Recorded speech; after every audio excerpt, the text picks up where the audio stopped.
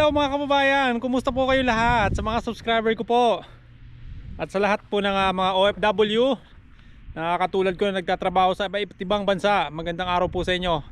So ngayon mga idol, ito kakalabas ko lang ng trabaho. Ito pala yung mga idol, yung aking pinagtatrabahuan dito sa Canada mga idol.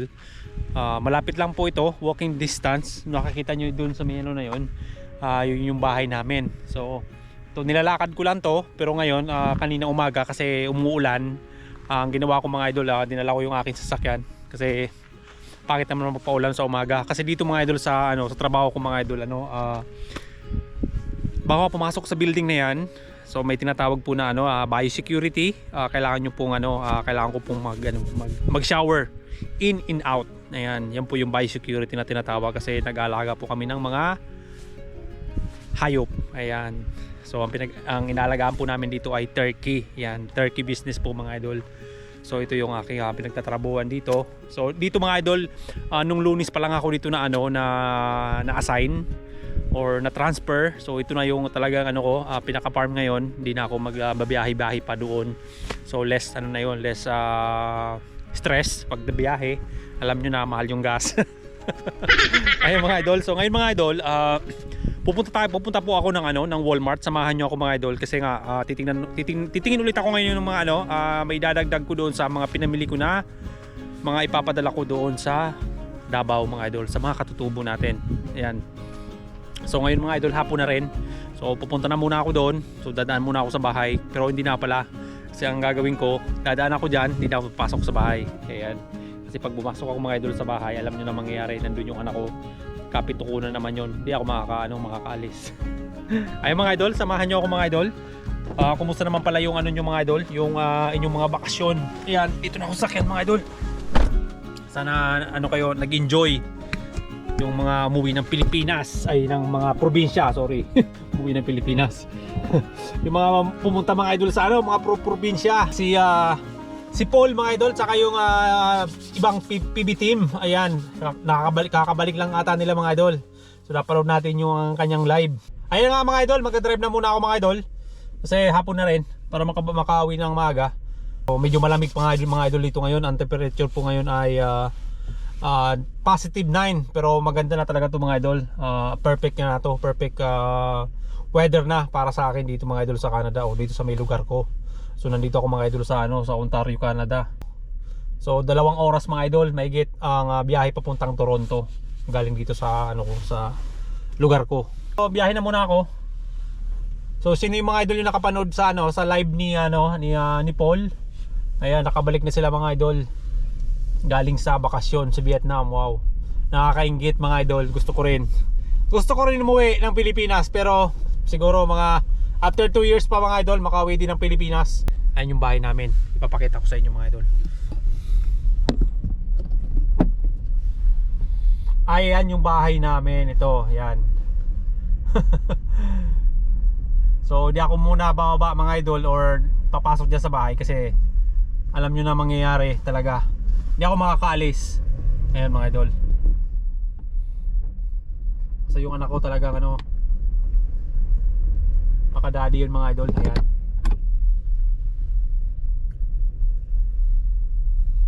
Ayan mga idol ang bahay namin. Napapalibutan ng farm. Ayan. So itong nakikita nyo dito sa my side na to, so yung company ko rin yung may-ari nyan.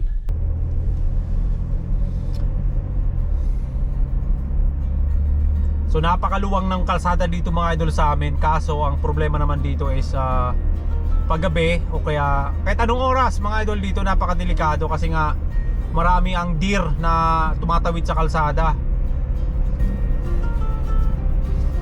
Kasi pag nabangga mo yung deer mga idol, wala, kawawa yung sasakyan mo. Siyempre yung pagpaayos ay makukuha ka rin sa insurance, pero konti lang, depende sa tama na sasakyan mo. So pinaka doon, maggagastos ka pa rin. So ayan mga idol yung lugar namin dito. Bali bundok sa amin. Ito yung bundok mga idol. Ito yung pinakabundok dito sa sa Canada. Ayan. Pero yung Walmart dito sa amin is malapit lang. 10 minutes lang to na drive. Pag umaano nga ako, mabilis lang, wala pang 10 minutes.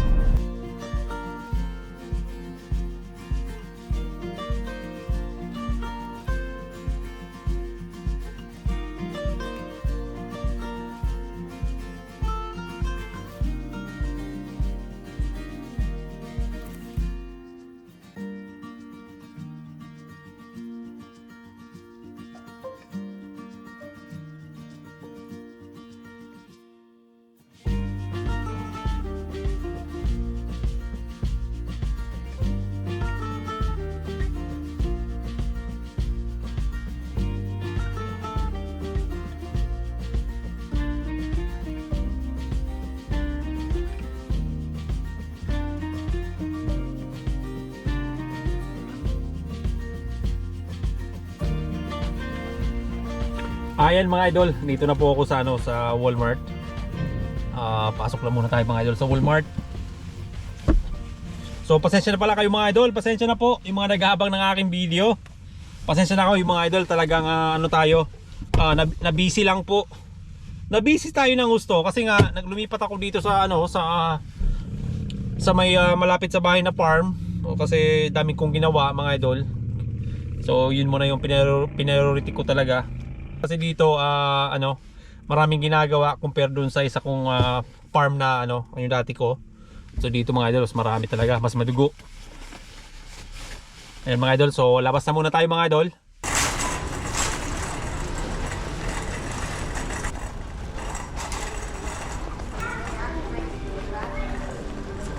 So ayan mga idol, mayroon dito mga idol. Kaya lang konti na lang. Ayan, konti na lang. Ilan lang to. So ito mga idol na ito naka-sale to mga idol, ayan, nakapula. So $1.98 na lang. Kaso 1, 2, 3, 4, 5, 6, 7 7 piraso na lang mga idol na natira. Wow. Ayan mga idol. So 4 na piraso na lang mga, ayan 7 piraso mga idol na natira. Ano pa kaya ang dito? Wala kasi mga idol yung nito mga idol, regular price is $3.97. So almost to mga idol plus tax. So $4 din rin mga idol. Halos $4 mga idol ang isang piraso. Wala mga idol, naubusan tayo. Konti na lang to. Pipito na lang mga idol natira. Kala ko marami pa mga idol. Ano kasi dito mga idol, pag nag-sale kailangan maano mo talaga, maabangan mo kasi ang bilis maubos. Bilis maubos mga idol. Paunahan. O kaya mga idol, tatanong ako dito sa yung naglalagay nito dito kung mayroon pang iba. Hi. Okay. I just gonna ask you something. This is on sale there. Do you have any available? You want more? Yeah, I want more.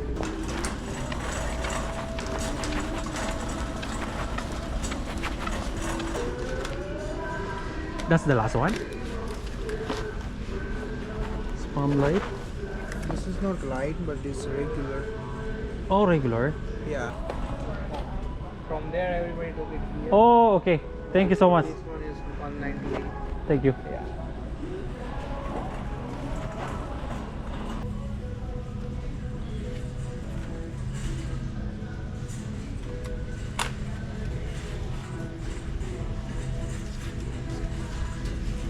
Ayan mga idol. So ito mga idol, nandito para sa ini pa pala yung lagayan nila.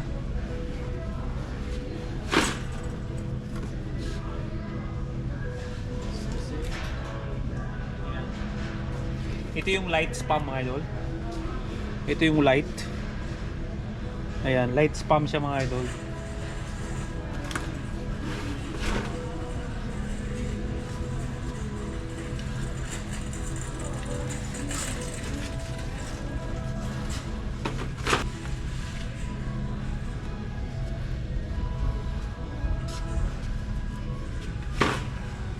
So ayun mga idol, nakarami tayo. So tatlong balot yung kinuha ko. Ayan. Ayun mga idol, so salamat dun sa sa lalaki na tinanong yung nagdi-display. Akala ko talaga mga idol wala na. Sayang. Kasi bibihira lang kasi mga idol halos kalahati yung yung presyo na nawala. Kaya syempre, marami tayong mabibili pagka last price on sale. Kasunod naman ulit mga idol yung mga na naman doon, yung mga tawag dito carne norte or corned beef. So yun naman ang abangan natin mga idol sunod. So tatlong balot to mga idol. Meron na rin ako doon yung tawag doon